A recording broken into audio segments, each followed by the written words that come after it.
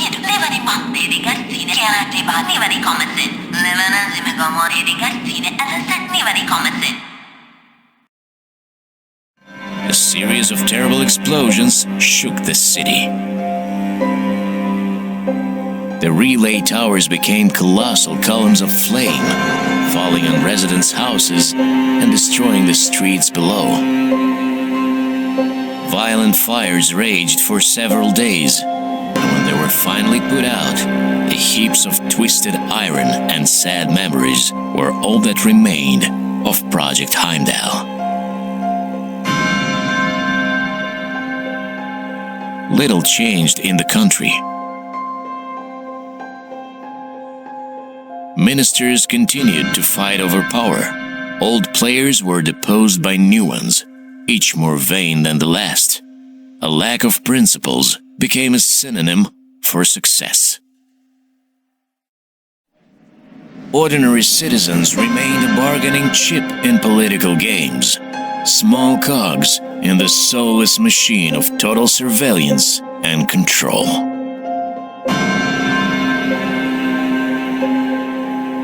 The ruling elite had no use for Evan. After the protective dome disappeared, he was held at gunpoint and thrown out the same window his father had fallen from.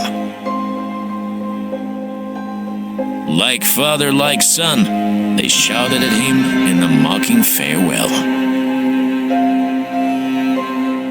And only during that fall, in a state of absolute terror, did Evan truly feel free for the first time in his life, even if only for a fraction of a second.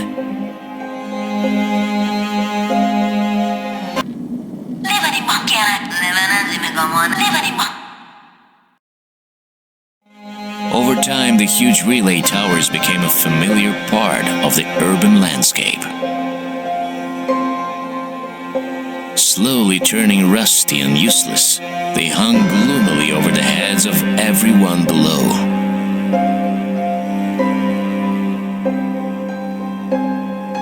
And though some said that the towers were only slumbering, still waiting for their master, no one ever found out what they were really built for.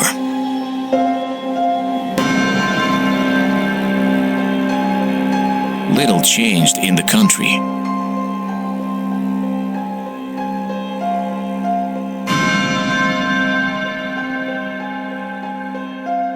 Ministers continued to fight over power. Old players were deposed by new ones, each more vain than the last. A lack of principles became a synonym for success. Ordinary citizens remained a bargaining chip in political games, small cogs in the soulless machine of total surveillance and control.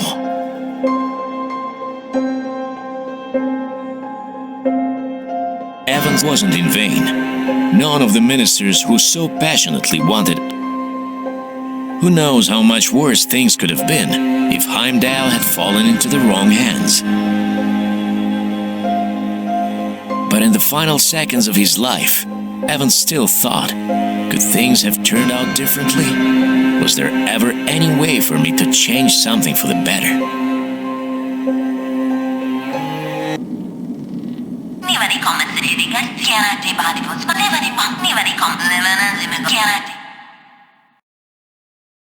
A low pulsating hum droned through the city, filling the air, boring into every mind and bending every single person to its mechanical will. Men and women, adults and children. In just a few minutes, the entire population submitted to Heimdall's power.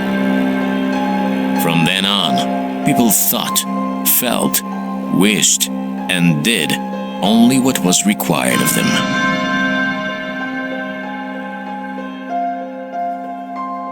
Luxury, senseless and merciless. Marble statues, palaces of golden toilets for officials, Persian carpets, mountains of jewels and money, full pools filled with champagne. The atmosphere of greed and a rotten system drowning in corruption.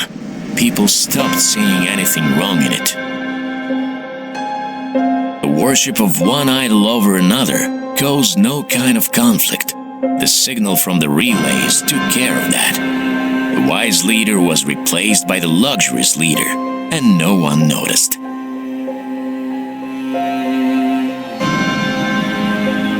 Ferguson didn't appreciate the gesture. Of course, he gladly took control of the relays, but that didn't change anything for Evan. The boss didn't trust Redgrave, so he got rid of him as soon as he had what he wanted. Evan was accused of conspiring to overthrow the regime and arrested on the spot. The overzealous police officers, already under the influence of Heimdall's signals, beat Evan mercilessly, screaming, "This is for Ferguson." He was...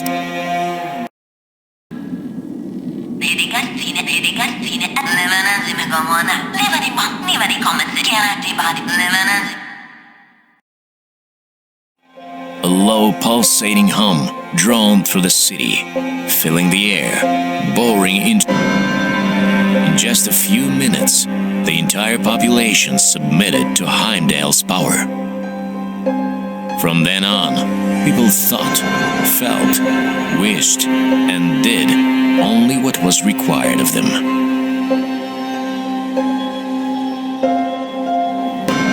It's scary when a real psychopath comes to power, and it is a nightmare if his power is limitless.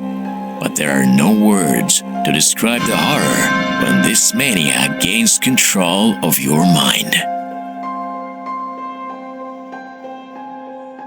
In the hands of the Salvo, Heimdall towers spread across the country, but they didn't just force people to obey. From time to time, they transmitted a single emotion at full capacity: pure horror.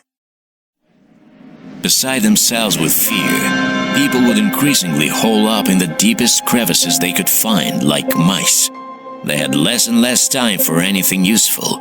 An atmosphere of impending doom, bordering on panic, reigned in the country for a long time.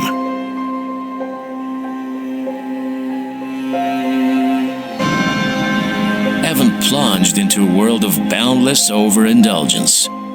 At first to satisfy his own curiosity, and then for the sake of entertainment, he brought an incredible amount of pain into this world. The apprentice surpassed his master. People started to fear him even more than they feared the Salvo, and as soon as the new leader realized this, Evan's career ended very quickly, unlike his life. He would have been happy to die, but he no longer had the luxury of making his own choices.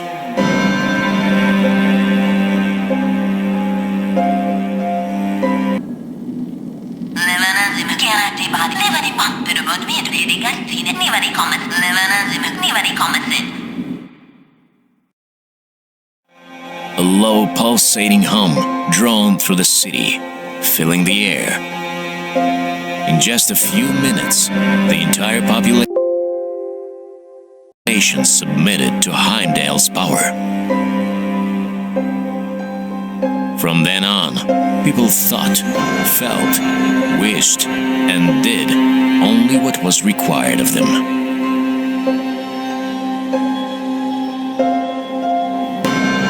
The relays quickly spread across the country, and citizens were processed into biomaterial to create clones. Copies of the ideal employee, once known as Carl Stein, replaced ordinary people, first in Helmer, then throughout the country, and then, step by step, all over the world. And next, the conquest of the solar system and the stars. A perfect, effectively functioning world has no room for strife or war, hunger or injustice, love or compassion.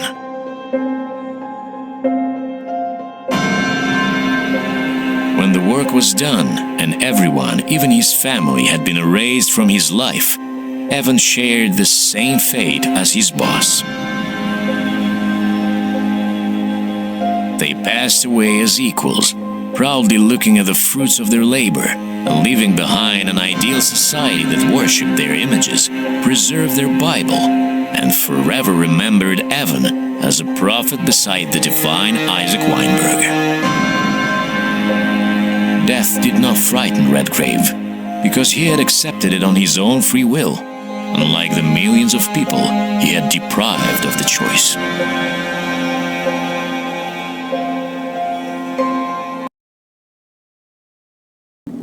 Le ragazzine venivano chiamate body for smani, levano in botte le ragazzine levano le ragazzine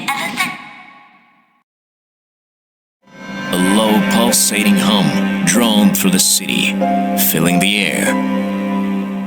In just a few minutes, the entire population submitted to Heimdall's power.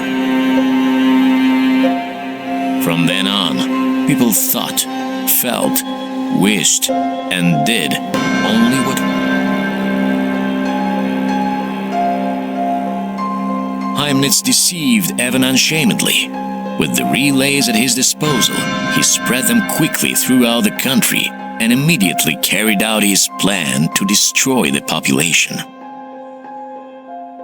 People dutifully lined up at the euthanasia centers, and when there was no one left, the Boreans came and took everything they needed. The once great country became a desert with the frightening, empty streets of a ghost town.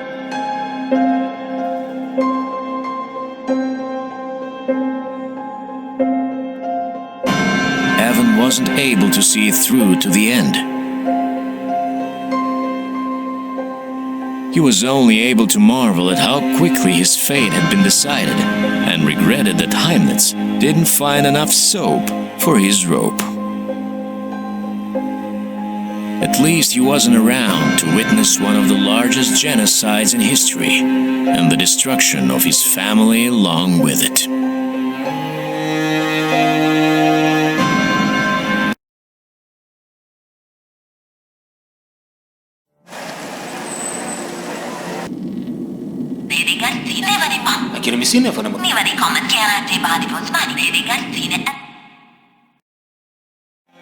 A low pulsating hum droned through the city, filling the air, boring into every In just a few minutes, the entire population submitted to Heimdall's power.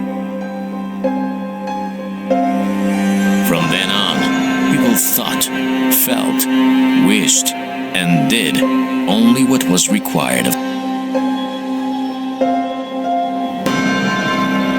The desire of an abstract common good, embedded into the minds of citizens, had unexpected consequences. As it turns out, everyone has their own idea of good, and this meant that people strived for different, often opposite things. A wave of unmotivated violence swept through the city. People attacked one another at random, sincerely believing that they were doing it for the common good. When the wave of violence subsided, leaving behind it blood-soaked streets, the few survivors, shaken to the depth of their souls by the incident, started building a better world. And they did it with such fervor that they forgot about their own basic needs. After only a month, Elmer was a ghost town where even the most desperate did not set foot. Anyone who understood what was happening and who still had free will wisely fled the city, while Evan stayed on the top floor, witnessing the consequences of his choice day after day. Sometimes, in moments of weakness, he thought that punishing himself with the monstrous sight of the massacre below was enough to atone for his sins. But soon there was no one left to whom he could repent. And so the thought of the shredder several floors below seemed more and more attractive to Evan every day. But what mattered was that the thought was his own.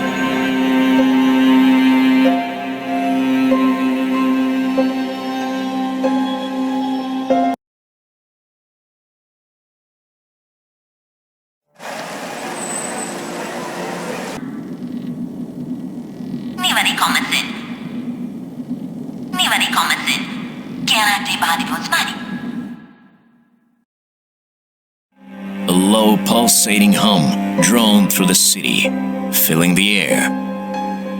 In just a few minutes, the entire population submitted to Heimdall's. From then on, people thought, felt, wished, and did only what was required of them.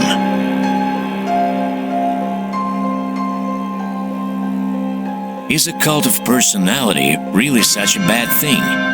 After all, if someone receives praise to the high heavens, doesn't that mean that they deserve it? The mindless worship of the wise leader was replaced by the blind adoration of Evan Redgrave. And if citizens had previously been able to afford to express their disapproval of the current state of affairs even in a whisper, now no one would have dared to do so, because having one's own thoughts is an unaffordable luxury in a country covered with relay towers. But this is not the end, it is only the beginning. There are still so many places in the world where Heimdall towers are yet to rise into the skies, and so many countries yet to learn about Evan Redgrave.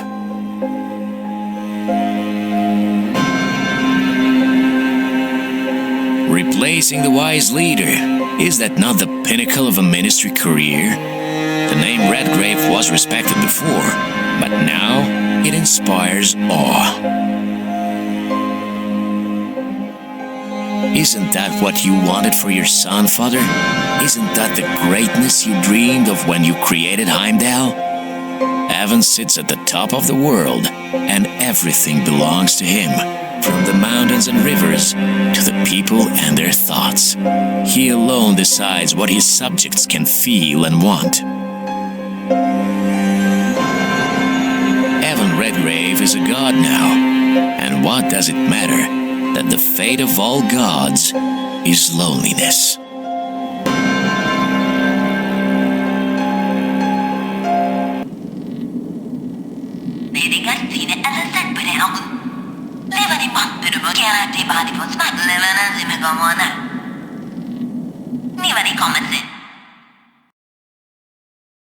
A low pulsating hum drawn through the city, filling the air, boring into every mind and bending every single person to its mechanical will. Men and women, adults and children, rich and poor.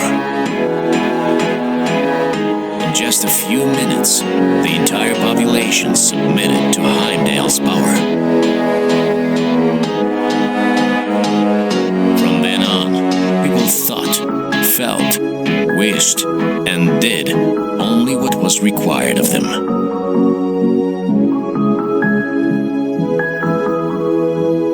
You can't force a person to be happy against their will, but what if you forcefully give them free will? What if you instill in them a single thought?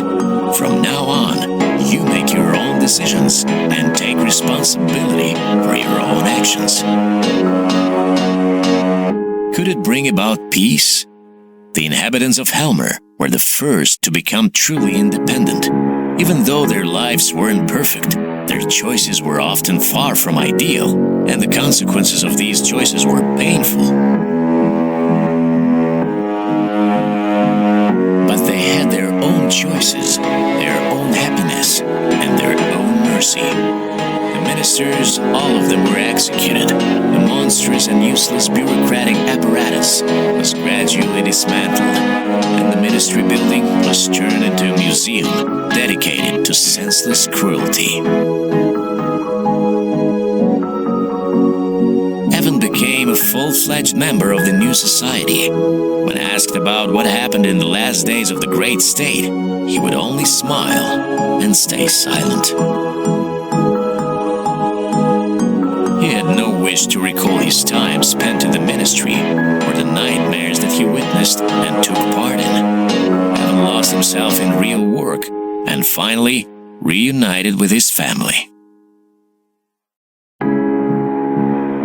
Until the very end of his life, He tried to erase from his memory the faces of his superiors and colleagues, wishing fervently that he could stop hearing military marches in the distance and the roar of 1,000 voices chanting, all